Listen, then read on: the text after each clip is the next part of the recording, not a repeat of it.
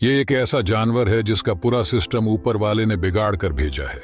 हाँ हाँ, सही में, क्योंकि इसके मुंह में दांत नहीं है, मुंह पूंछ जैसा है, पूंछ झाड़ू जैसा है और पैर मुंह जैसा है।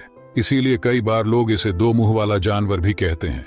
दरअसल इस जानवर का नाम है चिंटीखोर, लेकिन इसका असली जादू इसकी लंबी जीभ में छिपा है। ये इतनी लंबी है कि आप सोच भी नहीं सकते। चिंटीखोर का मुख्य भोजन चींटियां और दीमक हैं। जब ये किसी चींटी के बिल में पहुंचता है तो अपनी लंबी जीभ बिल में डाल देता है। जीभ पर छोटे छोटे कांटे और चिपचिपा सलाइवा चींटियों को पकड़कर इसके मुंह तक ले आते हैं। यही कारण है कि ये जानवर एक दिन में 30,000 से भी ज्यादा चींटियां और दीमक खा जाता है।